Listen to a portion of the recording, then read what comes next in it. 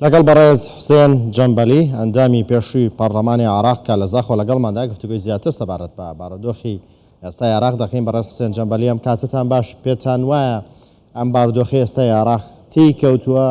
چەندی پەیوەندی بەوە هەیە کە بەو شێوەیە باسنەکانی هەڵبژاردن لە سەرەتای هەڵبژاردندا دابەش کران؟ ئەمە تا چەند پشتی بەرەکەوێت لە کێشەکانی عێراقا؟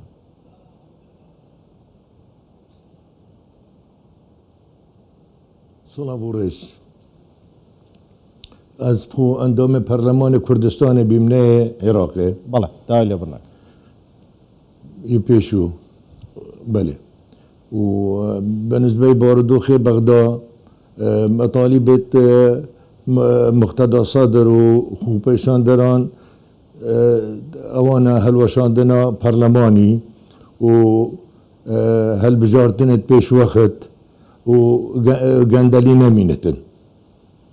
راستی گەندەلی البەغدا گەهشتی بی مەرحەلەکێ و منتەها بی فدبی حالەتی دا مەطالیبت وانا شەرعینە و دوێ حالەتی دا بەس هەر مەطلبەکە گرێدایە پێکە دیڤە ناچێ بتن پەرلەمان بێتە هەلوەشاندن بێک حکومەتێکی بێتە حکومت بێتە تەشکیلکردن. هەکەر حکومت بێتە تەشکیلکردن ئەوان ئەف حکومەتە هەنێ یا کار تصریف ئەعمال ئەف حکومەتە هە پەرلەمان بخۆ صلاحیاتە بتێ صلاحیاتت مطلق في سبیلی انتخابات بێنەکردن و هەکەر هاتە حکومت بێتە تەشکیلکردن شنیکە دێ حەق هەبتن پەرلەمانی هەلوەشینەتن و داخوازە هەلبژاردنت پێش وەخت بێتەکردن و ئەڤە مەرحەلە دێ گەلێک ڤەکێشتن تقریبا 6 هەیڤە دێ ڤەکێشتن و نسبەتە مظاهراتە ژی هەکەر مظاهرات وسا سلمی بن مەطلبێکی شەرعیە و حەقێکی طەبیعیە یە هەر کەسەکێ و نوکە نێزیک بی هەندێک ئەحزابت شیعە و سنە و یەت کورد و گەهشتینە مقتەدا سەدر بچەکەوێ نێزیکی ئێکت بن و ئینشاءالله نێزیکە دەف مظاهراتە تەنێژە تەمام بن بەس آخر قەرارێ مقتەدا سەدری ئەوە ئەف مظاهرە بەردەوام بن. بەڵێ ئەگەر سەدر خۆی لە پەرلەمان و لە پرۆسی سیاسی عێراق نەکشایەتەوە هەمان فشاریە کرد بۆ هەڵوەشاندنەوەی پەرلەمان؟ چۆن؟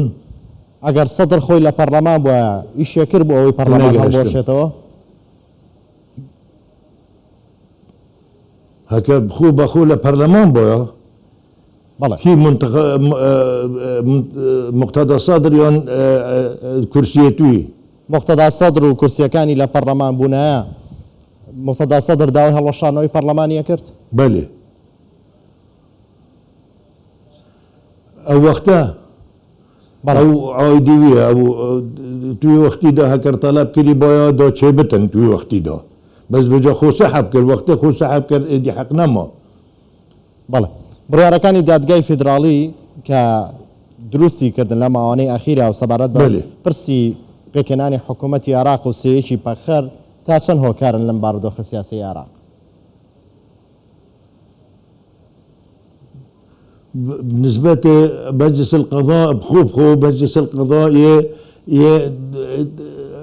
تابع دولتك جيران نسر بخويا نسر بخويا أو قرارات توي انتقائنا. بەڵێ بەڵێ بەڕێز حوسێن جەمبەلی ئەندامی پێشووی پەرلەمانی کوردستان لە زاخۆ لەگەڵماندا بووی. سوپاس بۆ بەشداریکردنی بەڕێز.